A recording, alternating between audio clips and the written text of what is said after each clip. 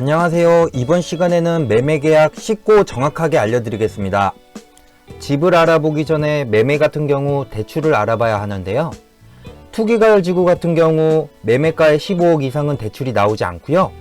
9억 미만은 40%, 9억 이상은 20%만 나오니 자신의 소득과 배우자의 소득을 합산하여 대출금이 얼마나 나올지 계산해 보시고요. 매달 이자와 원금, 대출 거치기간, 납부기간 등 꼼꼼하게 계산해 보시고 안전하게 부동산 매매하시길 바랍니다. 그 다음으로 부동산 매물을 찾아야 하는데요. 그 절차로 아래 표를 보면서 말씀드리겠습니다. 첫 번째로 내가 원하는 집을 인터넷으로 찾아주시고요. 찾으셨다면 두 번째로 부동산에 약속을 잡고 부동산에 갑니다. 부동산에 도착하면 첫 번째로 공인중개사가 부동산 액자에 걸려있는 공인중개사인지 확인해 주시고요. 확인이 끝났으면 공인중개사와 함께 집을 보러 갑니다. 집을 보고 마음에 들었으면 계약을 해야 되는데요. 계약을 하기 전에 첫 번째로 등기부등본을 떼봅니다. 등기부등본에서 확인하실 부분은 등기부등본상의 소유자와 집을 보고 온 소유자가 동일해야 하고요. 만약에 동일하지 않으면 계약을 하시면 안 됩니다. 다음으로 건축물 대장을 확인해 주시고요. 건축물 대장을 통해서 집에 하자는 없는지 또는 불법 건축물로 되어 있는지 확인해야 됩니다. 건축물 대장에 불법 건축물이라고 나와 있으면 대출이 안 나오기 때문에 이 부분을 꼼꼼하게 확인하시고 넘어가야 됩니다. 어떠한 이유에서든 불법 건축물은 대출이 안 나오기 때문에 꼭 확인하시길 바랍니다. 또한 다음으로 매수자는 매도자에게 등기필증을 받아야 하는데요. 등기필증은 간단하게 생각해서 내가 집을 샀을 때 증명하는 증서라고 생각하시면 됩니다. 매수자 또한 등기가 완료되면 등기필증을 받으니 그 등기필증을 잘 가지고 계시길 바랍니다. 여기까지 확인하셨으면 계약서를 계약하게 되면 되고요. 계약금은 보증금의 10%, 즉 예를 들자면 500만원이면 계약금으로 50만원을 내시면 됩니다.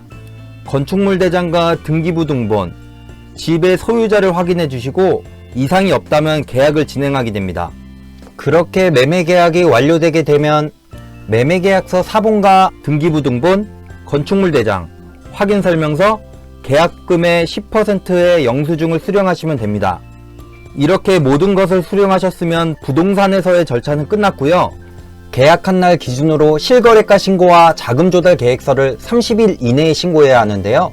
이것은 부동산의 도움을 통해서 진행하시면 되고요. 실거래가 신고는 매매계약이 취소됐더라도 무조건 실거래가 신고를 진행하셔야 됩니다. 계약날이 지나고 약속한 날짜에 중도금을 납부해 주시면 되고요. 중도금 납부 후 부동산에서 영수증을 받으시면 됩니다. 이렇게 계약을 하고 며칠 뒤에 잔금을 치러야 하는데요. 잔금날이 되면 나머지 매수금을 매도인에게 입금해 주시면 됩니다.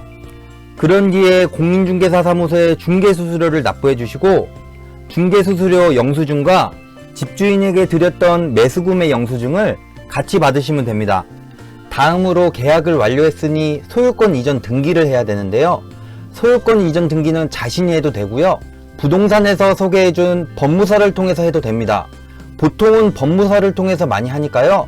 이 점을 참고하시기 바랍니다. 매도인은 2개월 이내에 양도소득세를 신고해 주시고요. 다음으로는 부동산에 계약할 때 준비해야 할 것들입니다.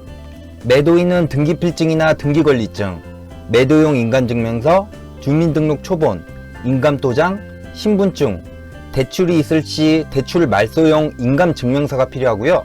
매수인은 주민등록 초본, 신분증, 도장이 필요하고요.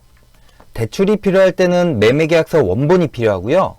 인감 2통, 등본 2통, 인감도장, 재직증명서, 원천징수 4번, 신분증이 필요합니다. 이렇게 매매계약서에 대한 준비와 절차가 끝나면요.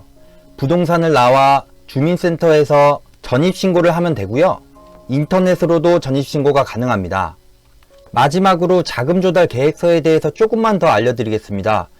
조정대상 지역이나 투기가열 지구에서 3억 이상 주택을 매매할 때는 무조건 자금조달 계획서를 제출해야 되고요. 비규제 지역에서는 6억 이상일 때 제출하시면 됩니다. 다음은 자금조달 계획서 양식이고요. 참고하시길 바랍니다. 오늘은 부동산 매매 절차에 대해서 알아봤고요. 다음 시간에도 알찬 구성과 유익한 정보로 찾아뵙겠습니다. 감사합니다.